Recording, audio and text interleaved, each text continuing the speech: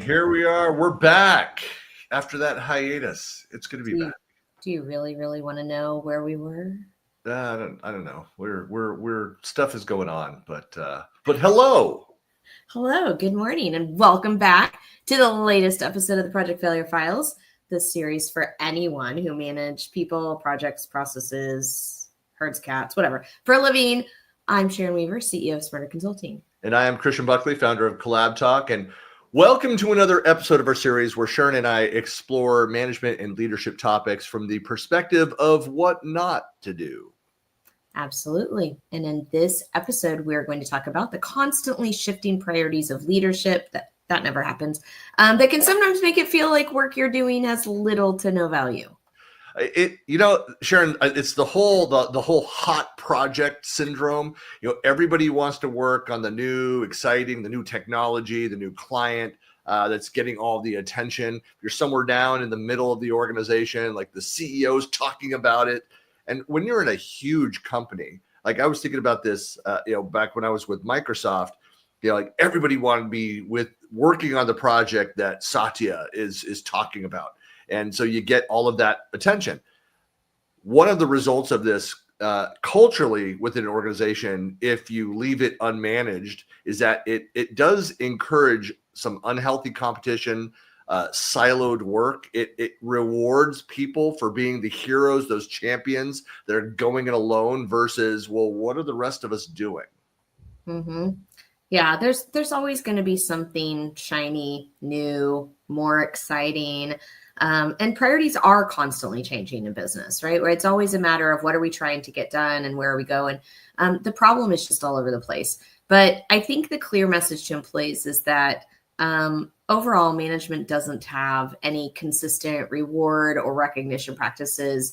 My degree's in developmental psychology. I really believe in praise and treat. And so the whole idea is, whatever you want to get more of, you praise, you recognize, you reward. Whatever you want to get less of, you ignore.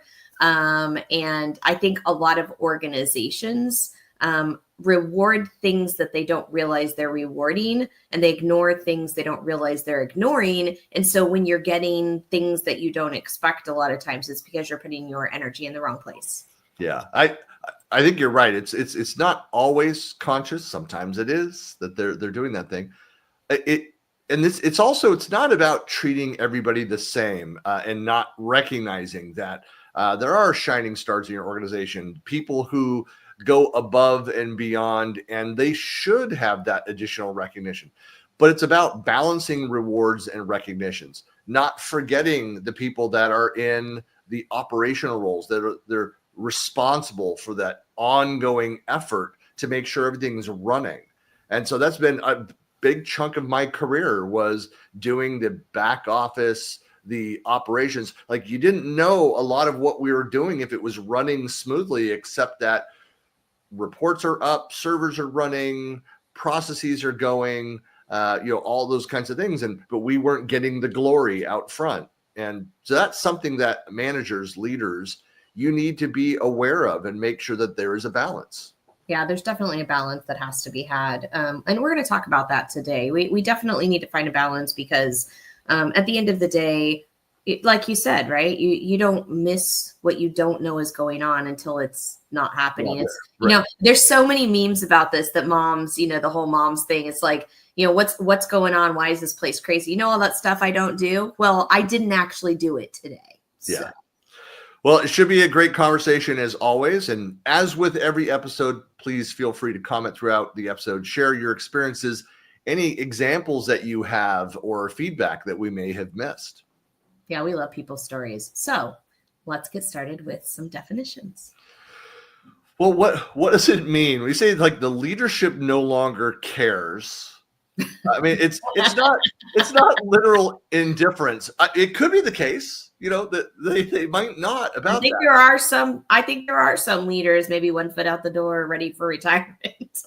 Yeah. No, hey, I went through that experience too, where I actually confronted a manager who he admitted that he was like, look, I'm like 2-3 years away from retirement, and like I don't want to rock the boat. I don't want to go out there and try. Certainly not take any risk out there. And it was It put me in an uncomfortable position to try and get some leverage to push something forward. Yeah, I don't think the truth of the matter is that they really don't care. I think overall leaders are bombarded with a mixture of conflicting priorities, and multitasking is a myth where I think, the idea that you can do multiple things at once is ridiculous. You are always focused on one thing. And I think what ends up happening is that a lot of leaders are focused and care about the things that they are focused and care about, focused on and they care about. And so those other things tend to, just kind of not get as much love as they probably should. I was given feedback once as an operations manager, as a lead. This is about 20 years ago, and talked about how I was really I was like apathetic around the issues with employees. I think you see where I'm going with this. There were some other details. I didn't really listen. I didn't care. So. So I couldn't help but laugh at my own joke there. No, but part of this is that as employees, you always have to look at this through the lens of what is actually happening with the strategy of the company, what's happening in the industry, the marketing, the market shifts, executive leadership changes, which could change the direction. All of those things drive these sudden shifts. And so sometimes it's not like it's being done to us, but and it's not also to excuse bad behavior, where management should be more aware of those kinds of things. It's part of the reason why companies go through their annual planning process, for example, going through leading PMOs, where we constantly went through, and we, at least on a quarterly basis, we'll go through and look at the process itself, not talk projects. You might put it into context of current projects. Like, hey, we identified a gap in our process and our methodology here, but you have scheduled time where you are looking at the process and saying, we have gaps. Yeah. Or you're asking for feedback from employees and they're saying, hey, I keep running into this and I'm not getting this recognition here. All right, hey, there's something we need to change. Yeah, I think, like you said, at a leadership level, and this is something a lot of people don't really think about, but in a mature business, in a business that, in my opinion, is run well, the leaders are following the market. They've got business initiatives. They're, they know where they're headed.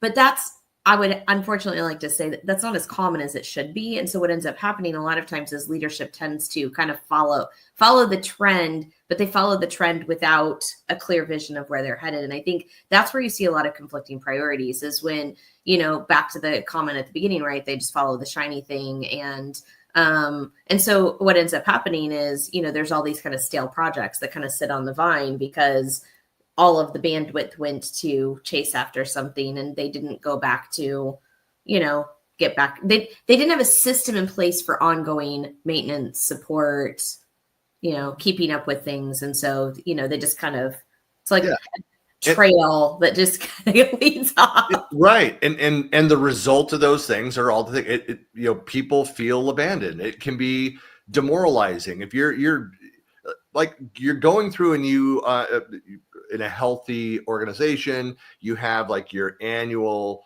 your plans, your commitments as an employee.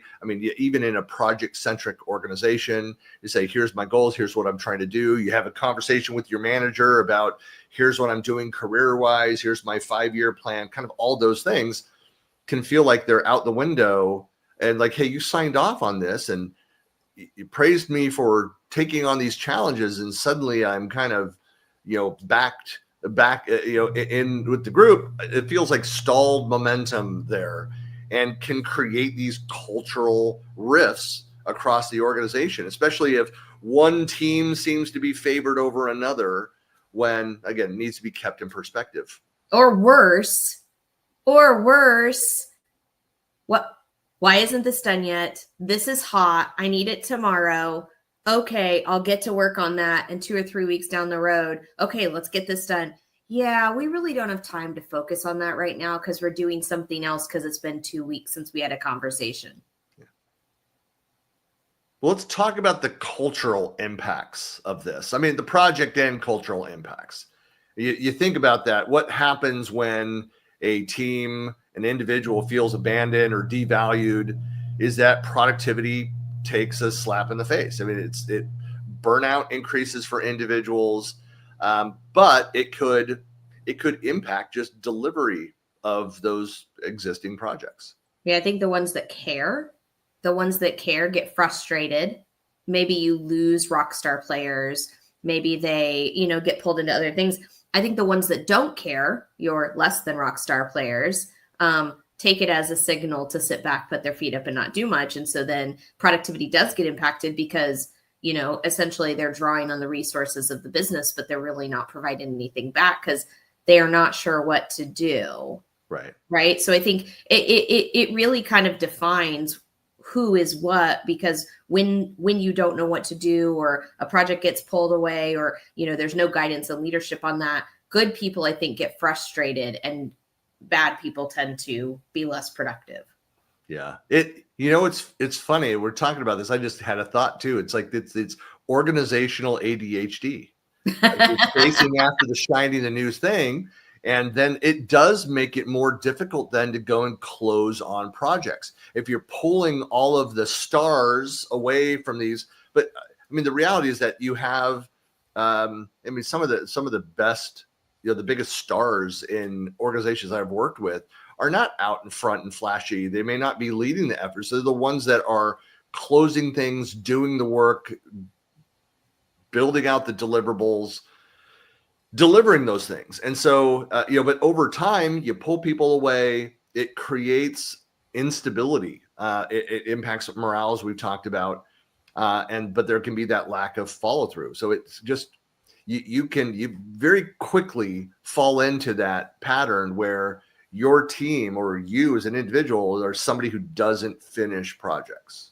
No, I think you're absolutely right. And I've seen several things on this lately, and I'm really it's really solidifying in my heart that the key to success is consistency. And I think the people who are the most successful, you're absolutely right. They're not the people who are out there in front. They're not the people with the cape waving heroes. They're not saving things. They're not, rescuing people from burning buildings. I'm not trying to say firefighters don't matter. What I'm saying is, in the corporate landscape, sometimes we look at those people as the rock stars. And I really, truly believe the rock stars, the people who show up Monday through Friday, core hours, get their job done, make sure things are happening, that recurring task that happens 87 times a week, they just do it, and they don't argue about it. They don't complain about it. They show up, they get their work done. I think that consistency is so important. And I think often that is not valued the way that it should be. So what would you say that the pitfalls of this? Because let's stay on the depressing, dark, path and the negative. This is what not to do, right? Of course. But this is why. So what are the pitfalls of chasing the shiny objects? Yeah. And we kind of talked about this for a few minutes before, but I would say, I think that your ADD comment is great, right? I think it splits the focus of the organization so that, a lot of people don't know what's going on. They don't know what to do. They don't have a clear vision of what's happening. They feel less than, they don't feel, respected or recognized or appreciated. And they feel like they can get away with more because, if there's not consistency and vision and leadership within the organization, then I think everybody just kind of, we talk about the herding cats, right? Yeah. The cats are running everywhere, Christian. The cats are all over the place. The cats are sleeping. The cats are playing with the mice. What they're not doing is what they're supposed to be doing. Yeah. The other aspect of the other pitfall from a cultural standpoint is that, it does create this view of, hey, we're focused only on the short-term wins and not on the long-term initiatives. What are we actually trying to move forward? Almost like we're slapping Band-Aids on things. We're chasing those things rather than, what's actually going to move the business forward.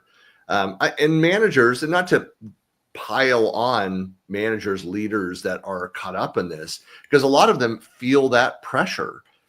if they want to grow, or even a new manager coming in feels the pressure of, hey, I need to have a high profile win to be able to kind of cement my place here to stick around. And so it does the other things that we've talked about. It without the clear communication of what's going on, why priorities have changed. There's trust issues with leadership. Team members disengage. They see that their work, they feel that their work has no lasting value or visibility into that. All of those things that happen. Yeah.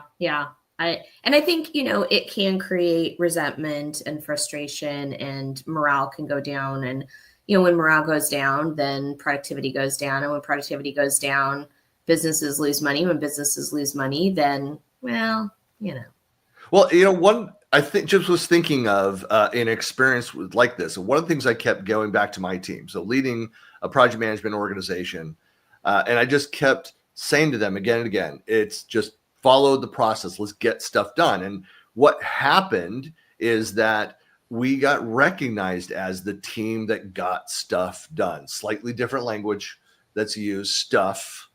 But that was, as we were doing the operational, the behind the scenes, the things that people forgot about, let them go take the glory on this. But we became like the high volume, the quality, get the stuff done in the background without the rewards in place. And so we took pride in that. And so as a manager, as a leader, we kind of, circled the wagons to protect ourselves. And it was an intentional move. We weren't getting the love from the outside for the rest of the organization, but we were going to support each other. And so that was something that, I guess that could be a first of the strategies for overcoming the issue. What are some other strategies that you've done to overcome? Yeah, I will tell you, I've worked with several businesses that were really successful in this area.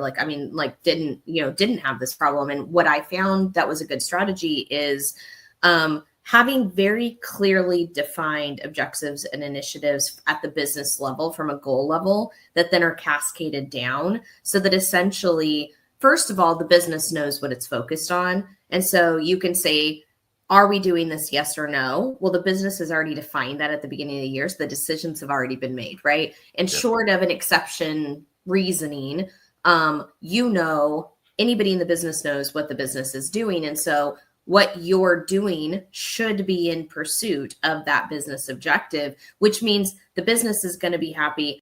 You know what you're doing, and you know that if you do it, that it's in line with what the business goals are and what the leadership goals are. And I think when everybody's on the same page and we're all kind of working towards the same goal, the same initiatives, it can keep people from going astray, because then if people are going astray, it's very obvious that they're not following the defined initiatives and objectives that everybody else is doing together. Yeah, that's why I love that, constantly as an organization, whatever level that you're on, if you're talking about having at the VP level, the executive level, coming in and saying, okay, here's the pillars that we're going to do for our division this year. Each of the division heads, they know, here's what we're doing in our area, how it rolls up to that top level, those 3 pillars we're trying to achieve, all the way down to the individual, so that you have an understanding of, here's that you should not be working on anything that's not delivering towards those pillars.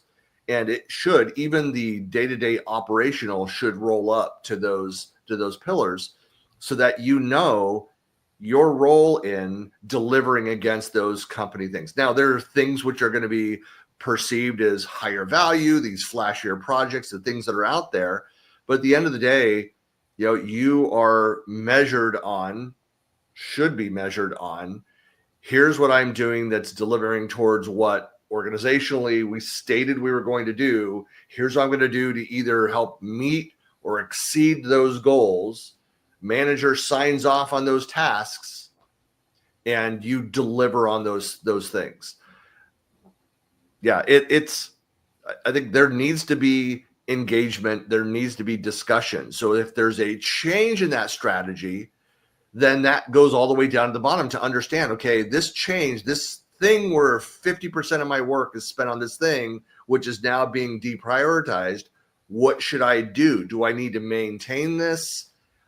So a phrase that I love, I've used this before, you've heard me say this, but it's like you own your career. And this advice was given by an HR leadership development person who said, like, ultimately, like, you have to be in defense of your own career. The manager could be very thoughtful and thinking about that and all their people, or their head could be filled with all of the other things they're being tasked with doing and splitting up.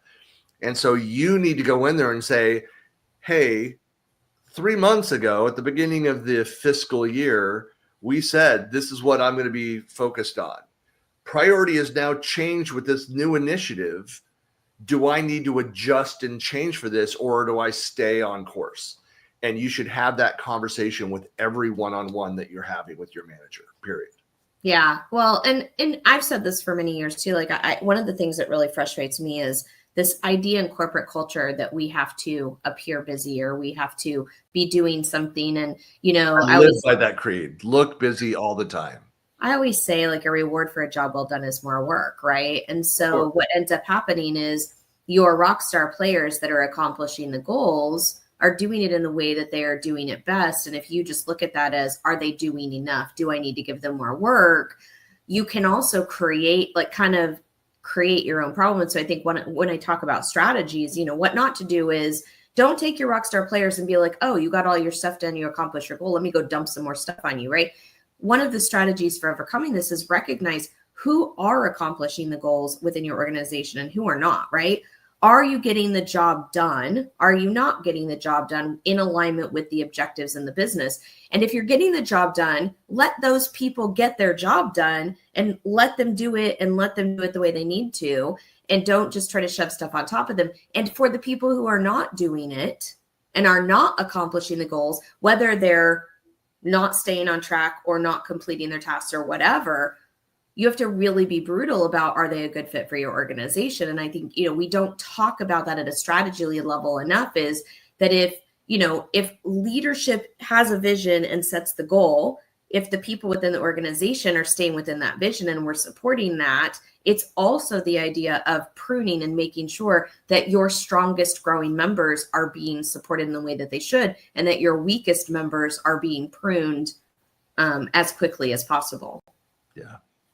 Well, thinking about best practices for this, I think we've been talking about this again and again, but I think number one is having those regular check-ins with leadership. Number one, have those conversations. Again, responsibility, no matter where you are in the organization, this could be true of a manager of managers, that with your your leader, it could be the VP or the CEO or whatever that is, that you're having these check-ins of, look, here are the projects, here's what was tasked with, here's what was asked, here's the status of those things. That's all normal. But then to talk at that higher level of, like, what changes are happening, what do you see, where do I need to be making adjustments here, are we moving in the right direction? But having that dialogue is number one. If you're not ever having that conversation, don't be surprised when things have shifted and you've been looking bad for months for working on the wrong things, because you've not been having those conversations. So be in a defensive posture always, and for your own career, and ask those questions. Yeah, I agree. I think leaders should be communicating, and however the leader needs to do that in whatever way makes sense in that organization, leaders should be communicating what those goals and expectations are. But PMs, workers, should be keeping up with understanding what that vision is, and should be responsible and accountable for finding out. And if you don't know what it is because your leadership isn't communicating it, it is on you to go find out, to be able to support it. I ask that. It's really funny when I consult, because people say, well, we're not entirely sure what to do. I'm like, well, what are your organizational goals? And I hear all the time, it's insane to me, I don't know. And I'm like, how do you not know what your organizational or business goals are? Like, go find out. Right. Yeah, it should be very clear, like the purpose of your organization, the focus there. I've had a good chunk of my career running special projects teams. So PMOs, so PMs, BAs, engineers and analysts of all kinds. And so it's very important to go in and make sure that we had constantly reaching out and doing some cross-team integration as well, to go to those peers. And I've worked with peers that looked at it at a very competitive nature of that. Like, well, what are you doing? And you're trying to get, I said, look, I'm just trying to figure out what else could we be doing to help you? Yeah. Like, here's our initiative. This is what we're working on. This is what we've been tasked with. Given that, how can we adjust, which will help you to be successful? Funny thing happens when you offer yourself up that way is that, and then show it, do those things, is that then people start looking out for you as well. They start saying, hey, I thought I see this is not working. You might want to switch this up, or have you considered this, or we could use help here, and in return, we can help over you in this other area. I mean, those kinds of conversations. I know, Sharon, have relationships with your peers. I mean, it's crazy. Yeah, it is crazy. I mean, what's really funny is, like, we, as PMs, we look at this on a spreadsheet, right? What are our tasks and dependencies? What is our scope and dependencies? What is our resources and dependencies? What is our budget and dependencies? How do those things interact with each other? Because we want to understand, like, what is going to impact and what are going to be the variables in that entire conversation. Well, people are part of that variable, right? People understanding what people do and what relationships they have and how they impact it are just as important as the numbers on a spreadsheet. Yeah. Well, speaking of the numbers on the spreadsheet too, well, having performance metrics are critical. Having success metrics, knowing what is the measurement of success at the end of this. Like, if you think about like an adoption project. Yep. We had this client that we were working on together that, where they wanted to see like the raw numbers of, with an organization that had tens of thousands of employees. We were working with hundreds of those employees. And we saw, I don't remember what the percentage was, but we were more than double what they had expected from that. We made a statistically significant impact. Yes, we did. And it was all about attitude. No, but so with all that, but it was, we tried to advise them that, like, this looks great and that's important, but more important was, here's how we set this up so that you could continue doing that. And so, again, having that broader narrative, it's not just about the status. It's not just about the numbers, but it's about the story and ultimately the goal of getting more people to adopt this technology in this case. That was the goal. The numbers were great, but even if they weren't, if we could still move forward the narrative and move us closer to that end state. Yeah, no, absolutely. I think, and I think understanding what your goal is, and, in Agile, we talk about what is the definition of done, right?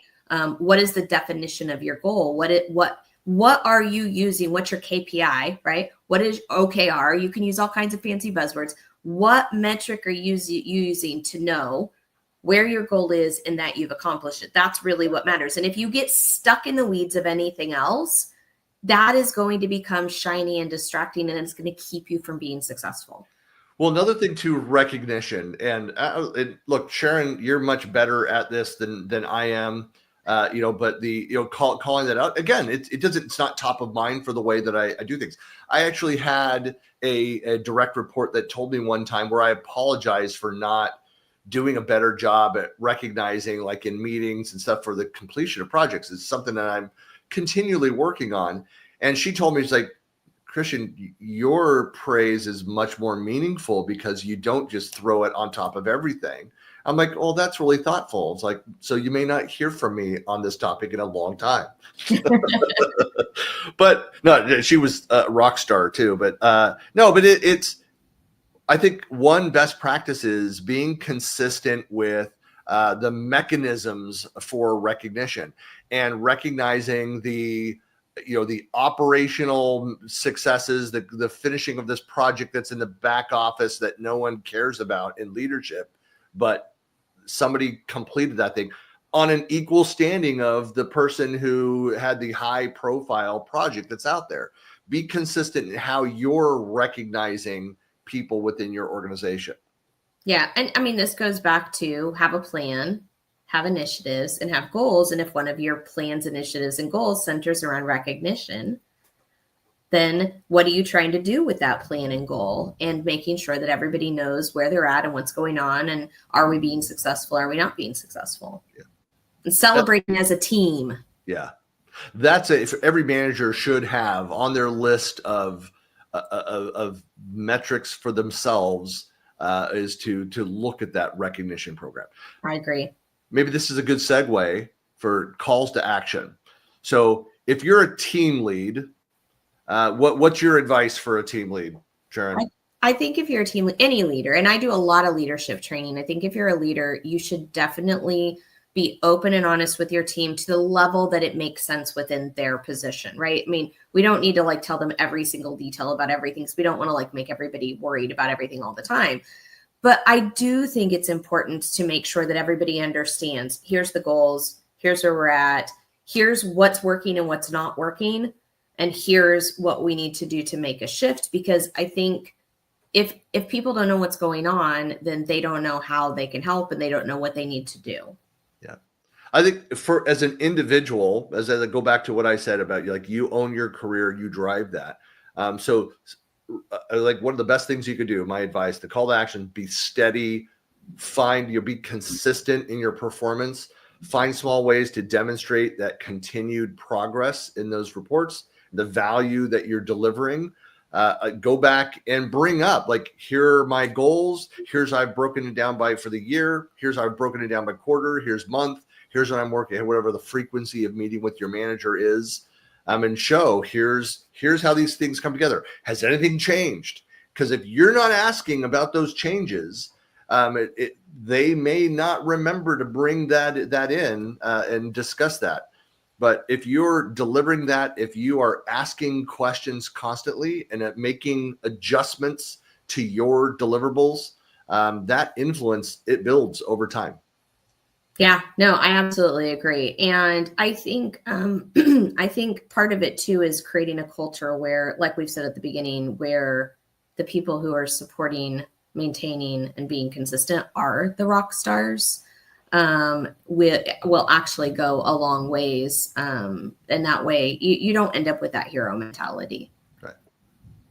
Well, and I think finally, if you're in leadership, you can't forget the legacy initiatives. As much as you are excited about launching into those new ones, and hey, the business could be driving that way, the investors are insisting upon it, whatever that is, don't forget the people who showed up consistently and were delivering on those operational aspects. So personally, I like leaders that come from the operations standpoint, because they tend to not forget those things about what's making the business run. No offense to anybody that's out there that comes from like this purely on the sales side, that again just doesn't have that perspective.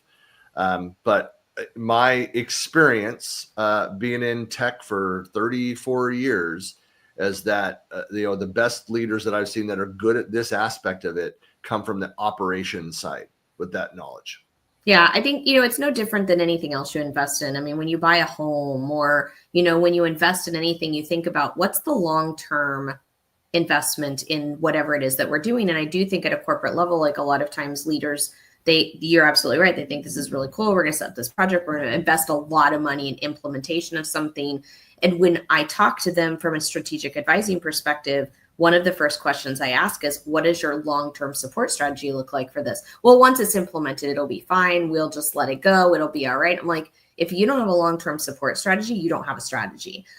Because at the end of the day, once you have invested all of that time, energy, and money in something, you want to get the value back out for the ROI. And if you don't have a long-term strategy in place, then you're not guaranteed to get that ROI. So I do agree. If you're in leadership, legacy initiatives become detrimental to a business if you do not have a long-term support in place. Well said. Well, that is it for this week's episode. Please be sure to follow us and subscribe. Recordings will be available, of course, through our YouTube page and out on the various blogs and other sites. We're trying to do a better job of promoting this stuff out in multiple places. Speaking of goals, right? We're putting a plan together. We're moving forward. We're being consistent. We're doing all the things we say on our evenings and weekends because we got busy day schedules. Yeah, absolutely. Well, thanks for joining us, and we'll see you next time. If I can get it to play. Isn't that, well, what is going on with the new model here? Wow. Okay. Wow. You think you could just click a button and stuff would happen, but no. All right, here we go. See you later. Bye.